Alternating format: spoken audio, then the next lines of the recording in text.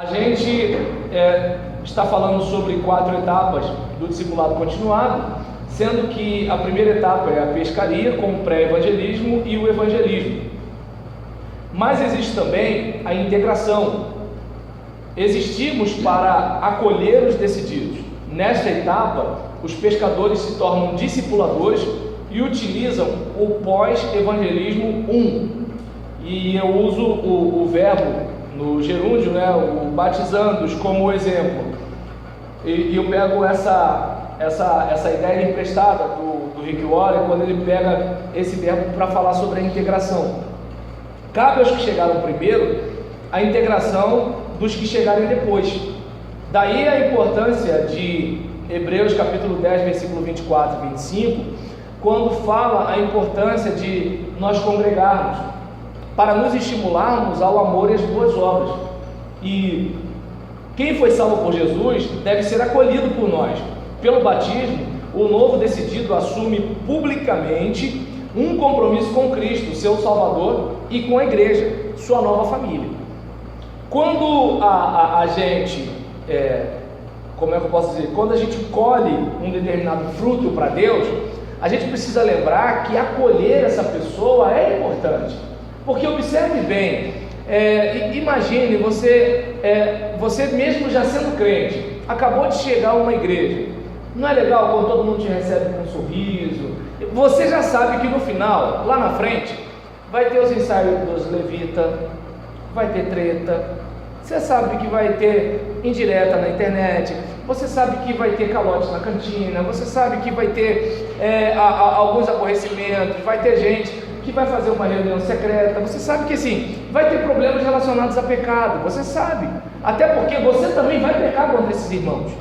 E aí o que acontece? Isso a gente sabe que acontece, mas ainda assim, aquela recepção simpática faz tão bem a gente.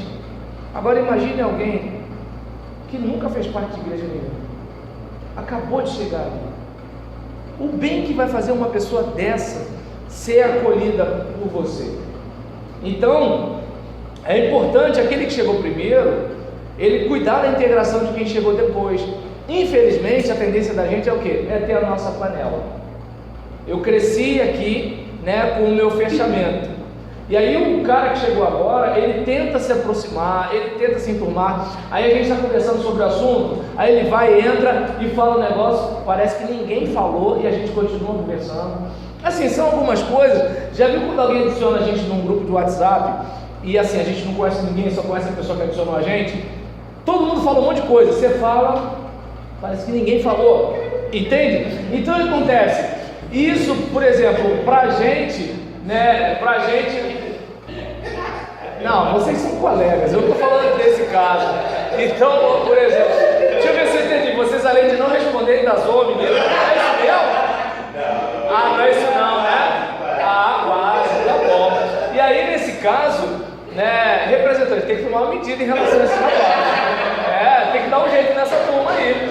E aí, até porque já que eles te elegeram, em relação a esse caso, eu não sei se dá para a gente observar que assim, muitas vezes a gente não se detém na importância de acolher essa pessoa, porque ela assumiu um compromisso público, ela assumiu um compromisso, olha, eu quero fazer parte dessa igreja, essa igreja agora é minha família. E a gente não pode abandonar os nossos recém-nascidos, não é assim que se faz.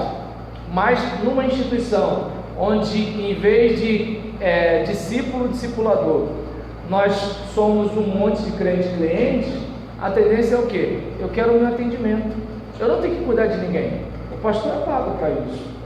Está dando para entender? A igreja tem diácono, esses diáconos não fazem nada? Tá, mas e você? Eu sou um simples membro. Entende? Aí você olha a situação dessa, aí observa bem, coloque-se, tá entendendo? Coloque-se num lugar.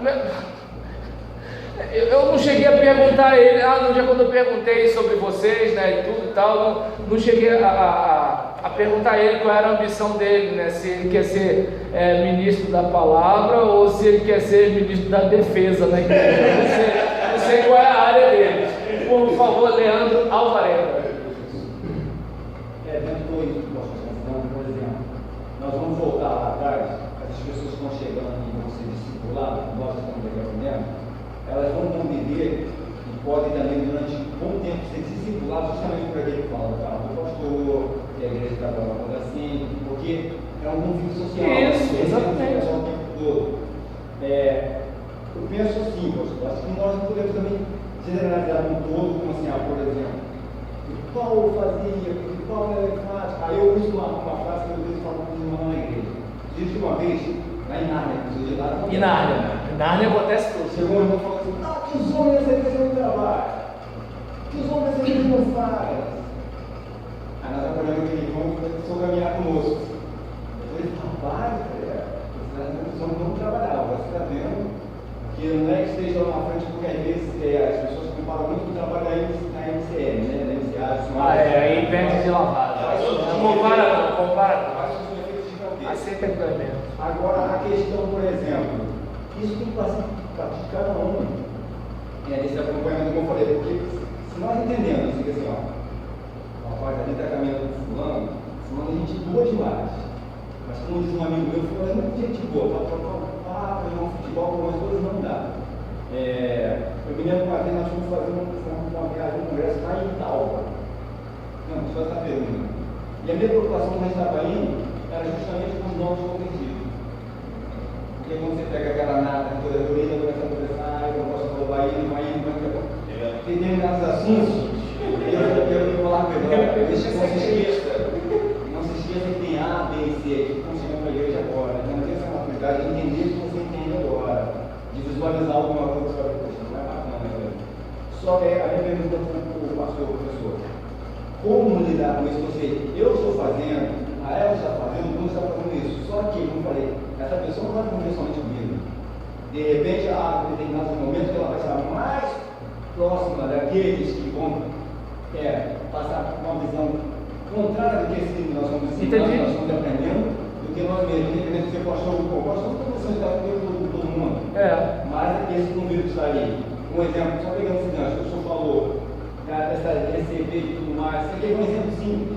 Algumas pessoas dizem: eu gosto muito de ficar na introdução.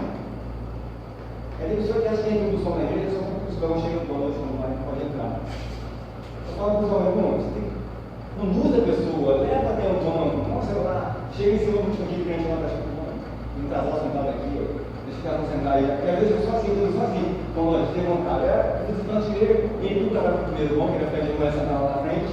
Então, às vezes. Ou vai porque os crentes estão tudo sentados nos últimos bancos, né? Mas tudo bem. Como é que é isso? Não generalizando, entendeu? Mas, pelo menos a maioria das igrejas que eu já fui pregar, os crentes estão nos últimos bancos, o visitante que senta na frente. Inário. Eu entendo o seguinte, é como, vou pegar o meu caso com o meu filho. O meu filho, pelo menos, é a única criança que eu pelo menos, que eu acompanho, que come aquele figo seco, desidratado, né? Meu filho come açaí. Assim, claro, ele come doce igual as outras crianças, mas lá em casa não tem. Entende? Por exemplo, um sobrinho meu chegou lá em casa e falou para minha esposa: tem doce não? Sua geladeira não tem nada gostoso, né, tia? Ela: tem uva. Não, uva não é doce não, tia. Então, o que acontece? Assim, o meu filho, quando o meu sobrinho foi dar refrigerante para meu filho provou assim, fez uma cara e foi andando. Então, existem situações que, assim, a gente não chega a ter muito trabalho. Por quê? Porque ele está na levada da nossa influência.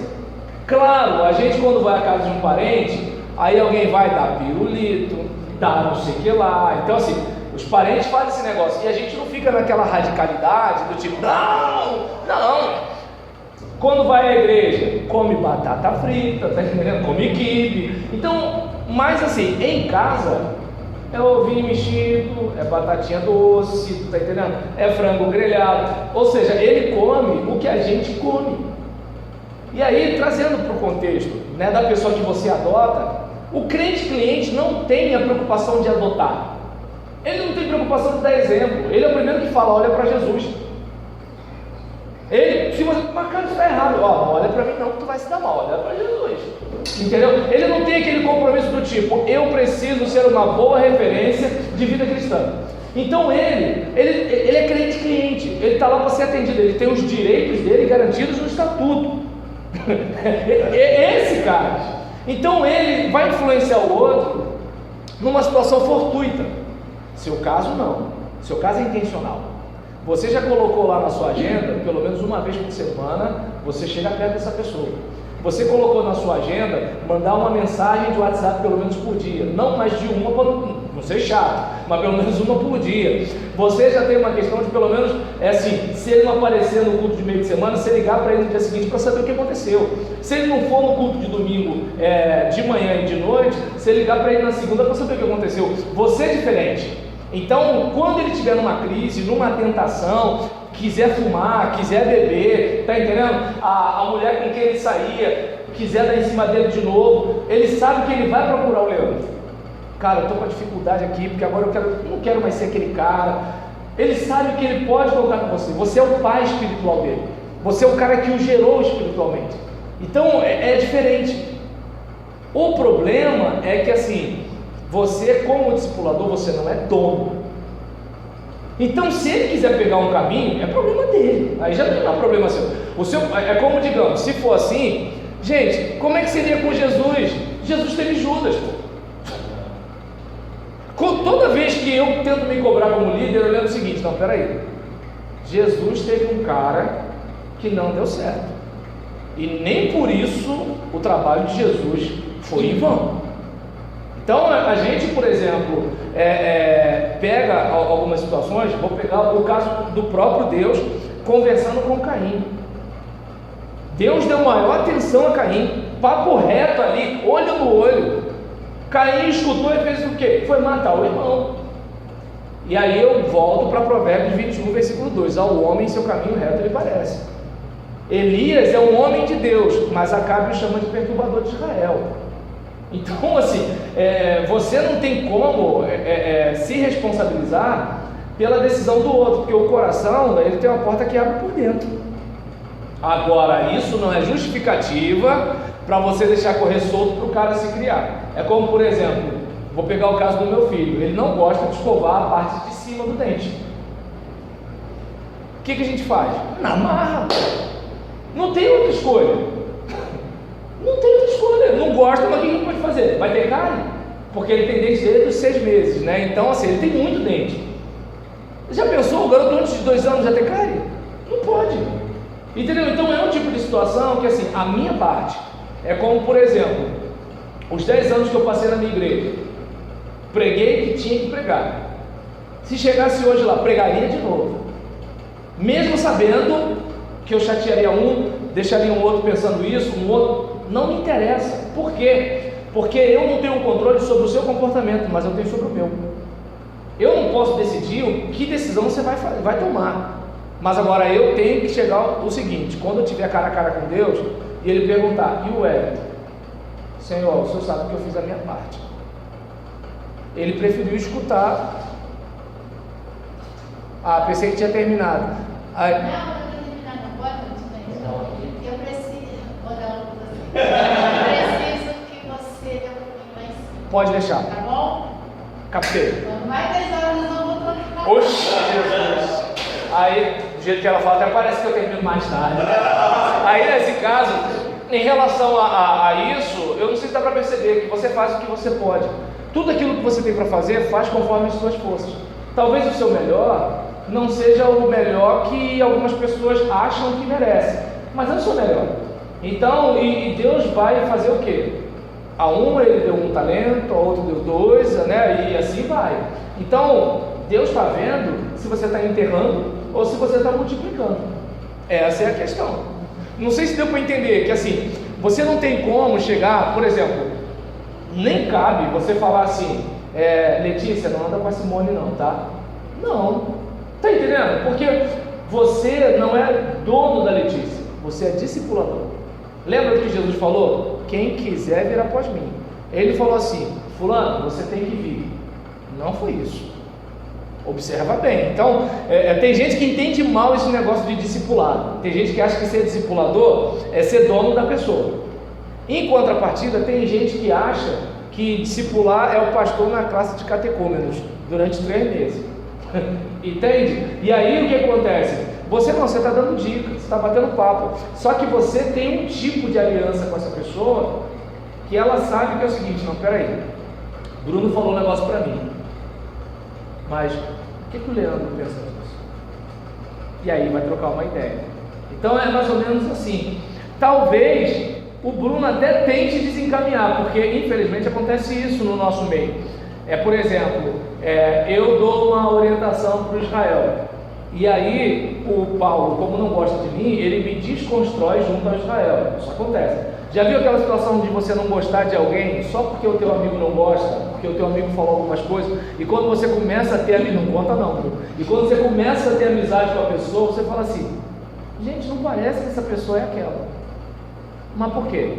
Porque o que você conheceu foi a partir de alguém que já tinha uma antipatia, e a afetividade afeta o juízo. Isso pode vir a acontecer, mas também não está sob o seu controle. Sob o seu controle é o seguinte: cara, cola comigo que eu vou te ensinar os paranauê. Essa é a tua parte. O resto que a pessoa faz, vamos fazer igual Deus. Deus orienta e deixa contigo. Jesus prega e deixa contigo.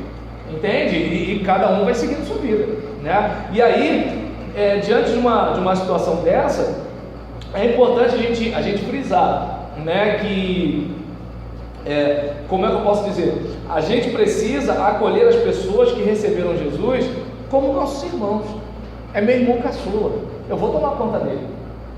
Já viram aquela cena quando a mãe está grávida do segundo bebê, e aí os vizinhos perguntam assim: mas e aí, a criança não está com raiva não? Porque tem criança, né, que se bobear que até dá soco na barriga da mãe. Aí a mãe fala assim: não, pelo contrário, eu estou explicando para ele que ele vai precisar cuidar do irmãozinho e tal. E realmente tem irmão que faz isso mesmo, né? Que ele praticamente é um auxiliar, né, da mãe no cuidado do irmão. Então deveria ser assim. Não deveria ser o seguinte: viu aquele cara novo que chegou na igreja? Folgado ele, né? Nem membro da igreja já está querendo ajudar o pastor, não sei o que lá. Então, assim, ou seja, esse tipo de situação mostra para aquela pessoa não que aquela igreja tem problema, não que aquele irmão tem problema, mas mostra o seguinte: que o evangelho não funciona. Entende? A gente precisa estar atento a isso. Assim, a gente tem que ter a consciência de que nós somos cartas vivas ou fake news.